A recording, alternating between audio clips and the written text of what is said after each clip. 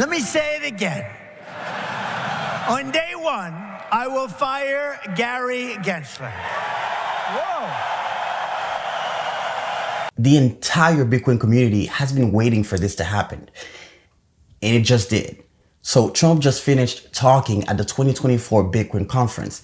Now, I watched the entire speech. So here's a summary of everything he said. All right, so Trump got up stage. The first thing he did was acknowledge the presence of the likes of Micheal Saylor, Cathie Wood, Jake Paul, and others. Trump then begins by expressing respect for what the Bitcoin community has achieved.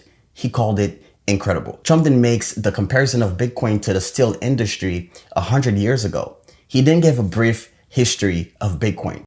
In just 15 years, Bitcoin has gone from merely an idea posted anonymously on an internet message board to being the 9th most valuable asset anywhere in the world. Can you believe that? Is that right? That's a big deal. All right, so Trump then referenced Bitcoin market cap, saying it is already bigger than ExxonMobil, and soon it will take over silver and gold. Trump then says there has never been anything like Bitcoin, and that most people don't even know what Bitcoin is. So what happens when they figure it out? He then explained the reason he attended the Bitcoin conference, saying it is because he's putting America first. Because if America doesn't do it, China and others will. So he wants to do it and do it right. He then continued to say he wants America to be first in manufacturing, first in technology, first in science, first in AI, and first in space. He then briefly takes a shot at Kamala Harris, saying he's running against a low IQ candidate. Trump then says his plan is to ensure the US is the crypto capital of the planet and the Bitcoin superpower of the world. He then said, and I quote, "If crypto is going to define the future, I want it to be mined, minted, and made in the USA. And if Bitcoin is going to the moon, I want America to lead the way."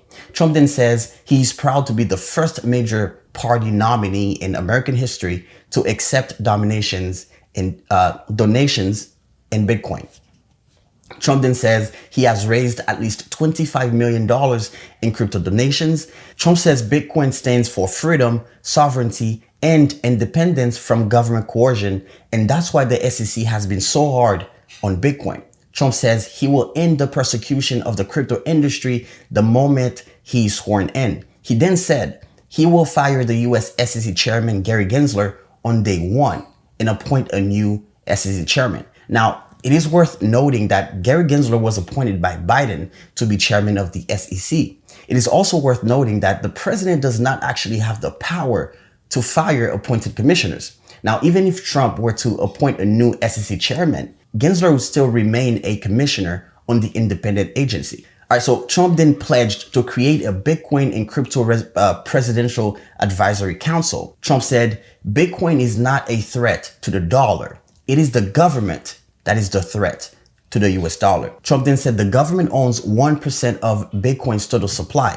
Then he said, and I quote, "For far too long, the government has violated the #1 rule that every Bitcoiner knows by heart, which is to never sell your Bitcoin." Now, you have to remember that Trump publicly dismissed Bitcoin back in 2019. In an interview in July 2019, he said he was not a fan of Bitcoin and other cryptocurrency.